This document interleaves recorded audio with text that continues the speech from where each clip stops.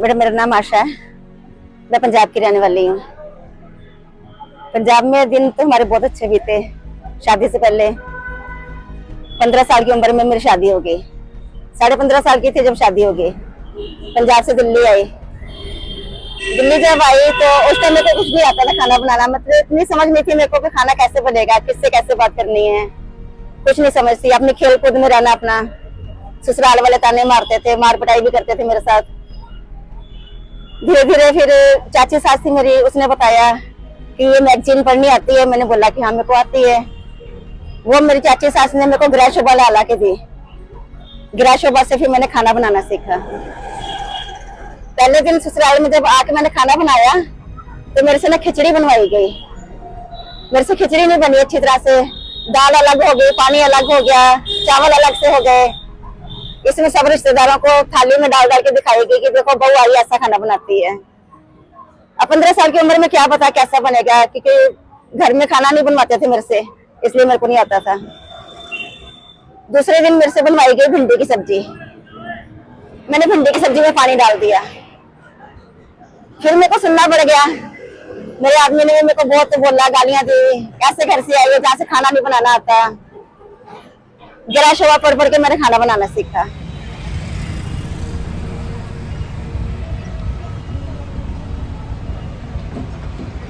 JK tour में बड़ा हमारा होटल था। होटल में भी 6 लड़के काम करते थे। हमारा बहुत बड़ा ढाबा था हमारा। आदमी शराबी था, जुआ खेलना, दारू पी के मार पिटाई करना,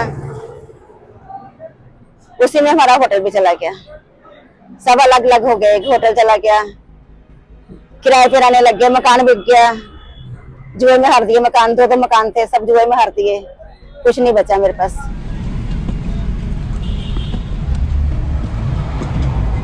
तीन लड़कियां मेरे पास हैं, एक लड़का है मेरे पास, सबसे बड़ा लड़का है। बच्चे भी नहीं मैं पढ़ा पाई, ना पैसा होएगा ना पढ़ाऊंगी, कहाँ से पढ़ाती है। उम्र भी इतनी नहीं थी जो मैं सब कुछ समझ पाऊं। धीरे धीरे जैसे जैसे बात निकली, किसी ने मेरे को नौकरी करने पे लगाया। मदन गिड्डी फेस्ट में मैं सिलाई की मशीन थी, कढ़ाई की मशीन, फुल पावर की मशीन थी, उसमें मैंने कढ़ाई सीखी। जो मेरे को सिखाता था वो भी कई बार तो मेरे को मार देता था कि देखो आता नहीं है कुछ भी। वहां से कर करके भी मैंने काम सीख लिया। कढ़ाई की मशीन चलाई, पिको भरी मैंने, साड़ियों पे फोल्डे लगाई, बहुत कुछ करा बेटा मैंने।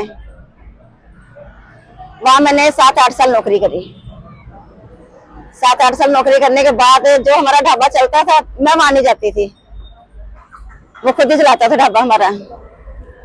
एक दिन क्या करा उसने, ढाबा बेच के ना, जुए में हार के बेचा, नहीं जुए में हार के अपने कपड़े थैले में भर के, 1990 की बात है, छोटी लड़की मेरी हुई थी उस टाइम की बात है ये, थैले में कपड़े भर के और हमें छोड़ के चला गया बिना बताए।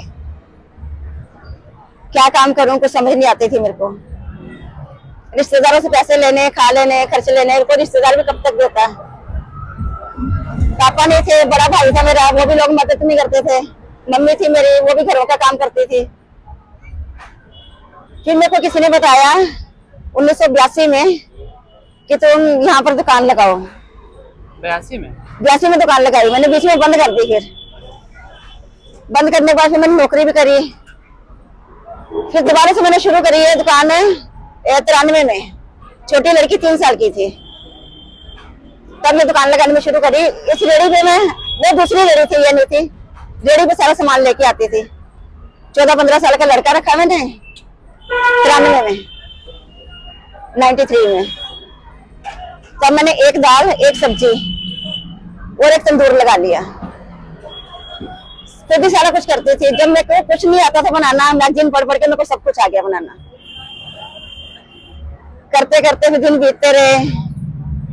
फिर मैंने उसकी जाके तलाश करी। 2 ढाबा बेच के चला गया था मैं छोड़ के। वो मिला हमें जाके गाजियाबाद रामनगर में। ये मिला था मैं 98 में जाके। वहां से मैं लेके आई पकड़ के, इतने लंबे लंबे बाल, नखून इतने बड़े बड़े। वहां से लाने के बाद फिर मैंने इसकी सफाई कराई, बाल बुल कटिंग करवाई, नखून कटवाए। दुकान तो मैं यहाँ कर ही रही थी, अपने साथ मैंने यहाँ खड़ा कर लिया। पर जुए की आदत कहाँ जाती है। तब 1999 लग गया। लगते लगते उसने क्या करना है, बैठ जाना रेडी के ऊपर, पैसे से जुआ खेलना है। मैं कहती थी नहीं है मेरे पास पैसे, सड़क पे रोड पे गाली गलौज करनी शुरू कर देनी। तंदूर के अंदर प्यार डाल के बैठ जाना, पैसे देगी तब प्यार बाहर निकालूंगा, नहीं तंदूर में जलाएगी। देने पड़ते थे पैसे, यहीं बैठ के जुआ खेलते रहना उसने। रात को घर जाना, मार खानी, रोते रोते सो जाना। खाना खाना नहीं खाना कोई फर्क नहीं पड़ता था।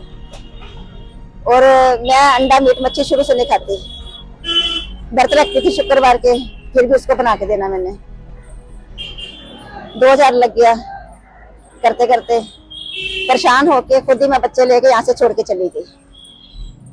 हरियाणा में जिंद में रहती थी मेरी मम्मी के पास चली गई, सब कुछ छोड़ के। दो बच्चे लेके गई, बाकी बच्चे छोड़ गई इसके पास। यहाँ शोर मच गया कि वो तो किसी के साथ भाग गई। हमारे पास काम करता था, नेपाली था, उसका नाम लगा दिया कि उसके साथ भाग गई। गया था मेरे को छोड़ने भी गया था, आता भी था मिलने जुलने, हाथ चाल पूछने आता था वहां जिंद में मम्मी के पास। क्या बताऊं बेटा, बहुत परेशानियां झेली। परेशानियां तो बेटा आती है, परेशानियां तो देखो अगर इंसान ना काम करता हो ना तो परेशानियां उसके लिए। अब मैंने शुरू से काम करा है, मेरे को पता था ये काम ऐसे करना है, इसलिए मेरे को इतनी परेशानी नहीं आई। फिर भी रिश्तेदारों की बातें सुननी पड़ी बहुत ज्यादा, कि छोड़ के चली गई थी भी वापस आई है। बेटा जो ताने मारते हैं ना वो भी एक औरत ही होती है। मेरे को खुद नहीं समझ आती एक औरत दूसरी औरत को कैसे बोल सकती है, क्योंकि वो भी तो एक औरत है, वो भी उसी घर में आई है जिस घर में हम आए हैं। उनकी बेटी भी आगे दूसरे घर में गई है, फिर भी वो लोग नहीं समझते। यहाँ से जाने के बाद हम यहाँ से 5 बजे जाते हैं, 5:30 भी बज जाते हैं। सिर्फ आज के चाय पियेंगे, वो भी लड़की खुद बनाएगी। जहाँ इसका बड़े वाला लड़का है वो चाय बनाएगा, जो 13 साल का है। चाय पीने के बाद ये अपना मंडी में लग जाती है। हमारे घर के साथ ही है 10 नंबर मार्केट, 11 नंबर में हम रहते हैं। ये 10 नंबर चली जाती है, सब्जी इकट्ठी करती है, प्याज लहसुन टमाटर हरी मिर्च धनिया वगैरह पनीर वगैरह सब, रोज सब्जी ताजी आती है। इस बीच मैं क्या करती हूँ कि आलू उबलने रख देती हूँ सुबह के लिए, रात को आलू उबालती हूँ। 8 बजे मैं आलू उबलने रख देती हूँ, फिर मैं अपना पानी भरना शुरू कर देती हूँ, फिर ये सब्जियां लेके आ जाती है। फिर हम सारे जने मिलके, मैं लड़की, छोटे छोटे बच्चे हैं जो 13 साल का 11 साल का 11 साल का तो खेल कूद में ज्यादा रहता है, वो भी हाथ बढ़ाता है काम। हाँ, बड़े वाला हाथ बढ़ाता है, छोटे वाला थोड़ा मस्ती में रहता है। मर्जी होगी तो करेगा, नहीं मर्जी एक दिन नहीं करेगा। पर बड़े वाला इस बात को समझता है, वो करता है साथ में। परेशानी भी होती है उसको देख के कि बच्चा साथ में काम कर रहा है, हमारे साथ करवा रहा है, जिस उम्र में खेलना चाहिए उस उम्र में हमारे साथ काम करवा रहा है, पर फिर भी वो करता है। सब्जियां लेके आएगी, फिर हम बैठ के काटेंगे। कभी कोई मिलने वाला आ जाता है, वो भी हमारे साथ ही लग जाते हैं। 1-2 गली छोड़ के लड़की रहती है बड़ी वाली, इस लड़की से बड़ी वाली वो आ जाएगी, वो भी सब्जियां कटवा देगी। उसकी एक बेटी है, वो भी आके हाथ बटा देगी। करके धो धा के रख के सोते सोते हमें वही 12 साढ़े 12 बज जाते हैं। 11 बजे तो हम खाना खाते हैं रात में। वो भी कभी बना लिया ठीक है, नहीं कभी बनाया, कभी अपनी खिचड़ी बना ली खा ली, नहीं तो रोटी बनाई और चटनी वगैरह बना ली टमाटर प्याज की, उसके साथ रोटी खा ली। जरूरी नहीं है कि हमारी सब्जी। इससे कितना कमाई हो जाती होगी वैसे, जिससे कि मतलब रेंट भी अच्छा खासा होगा क्योंकि दिल्ली जैसा शहर है। काम बेटा जैसे इसमें मैं लगाऊं ना 2,500-3 हजार रुपया का मेरा सामान आता है। 2,500-3 हजार का मेरा सामान, पूरा टोटल सामान लगा के 2,500-3 हजार रुपये का मेरा डेली सामान आता है। वही मेरा 3,500 हजार पे 4,000 रुपये 4,200 रुपये आराम से हो जाती है। जो मतलब कि मैं अपना आराम से खा सकती हूँ बैठ के। ये है कि मैं बचा नहीं पाती कुछ भी, खर्चा मेरा आराम से हो जाता है।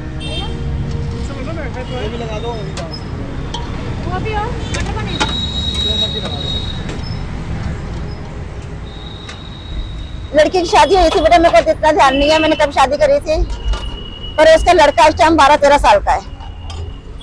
कितने बच्चे हैं? 2 लड़के हैं उसके, एक 11 साल का है, एक 12-13 साल का लड़का है।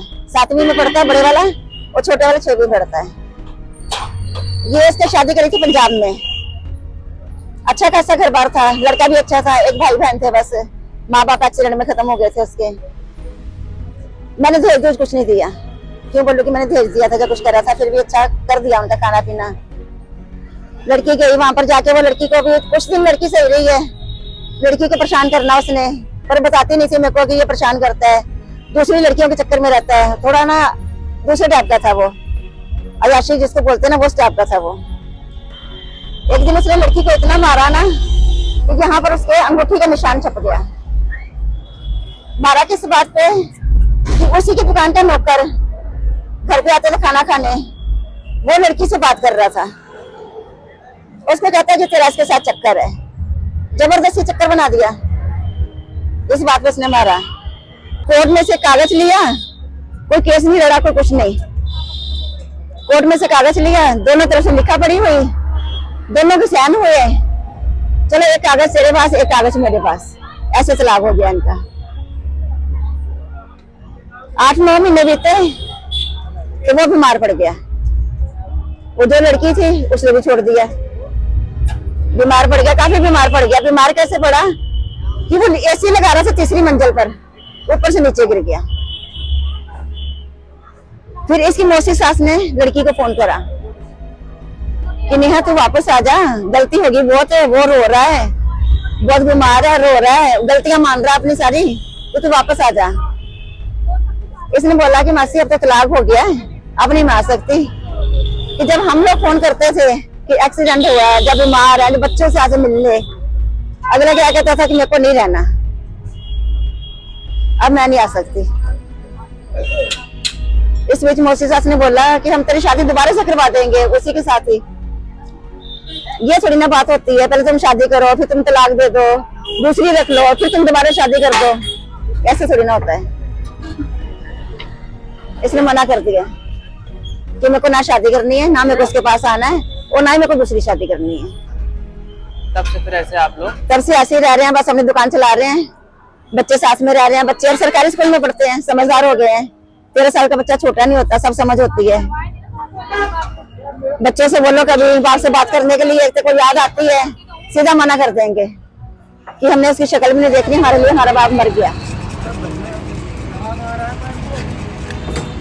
पुलिस वालों ने करा शुरू में बहुत परेशान, शुरू में भी करा, अब दोबारा से जब मैंने लगाई 17 से, तब और ज्यादा परेशान करा। और ज्यादा कैसे परेशान करा, पुलिस वाले ने एक नया बीट अफसर आ रखा था, उसने बहुत परेशान करा।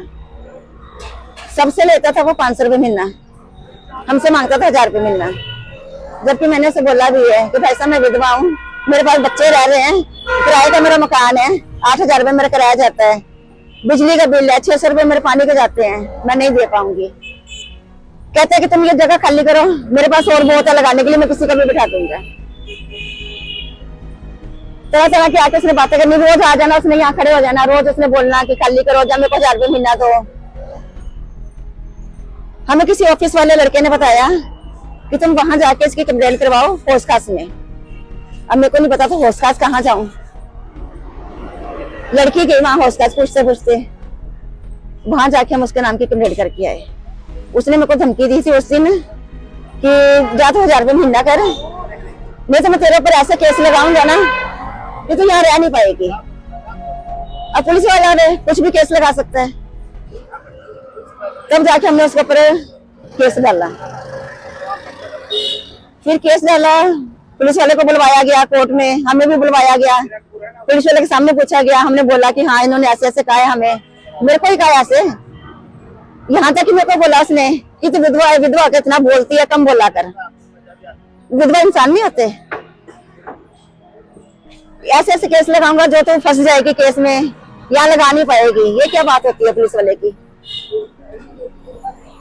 पुलिस वाला अपनी नौकरी से किया, यहाँ से हट गया, वो कहीं पता नहीं कहाँ चला गया, ये हमें नहीं पता। बाकी रहे दूसरे पुलिस वाले, उसको ऐसा सबक मिला कि दूसरे पुलिस वाले ने मंथली लेनी बंद करते। अब कोई सा पुलिस वाला हमसे पैसे नहीं लेता, ना आके परेशान करते हैं।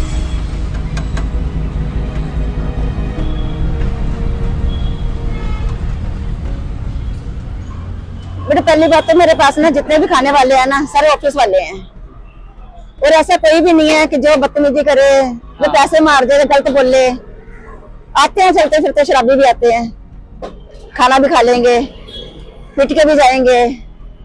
कई शराबी पिट चुके मेरे से।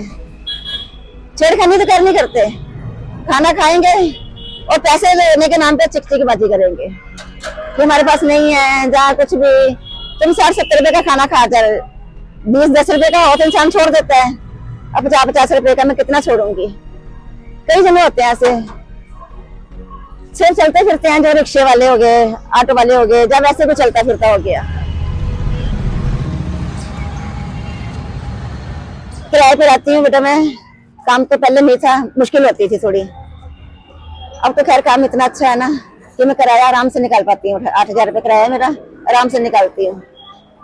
बच्चों की जो पढ़ाई है वो सरकारी स्कूल में पढ़ते हैं, खर्चा आता है सिर्फ हमारा कापी किताबों का, जहाँ उनके आने जाने का।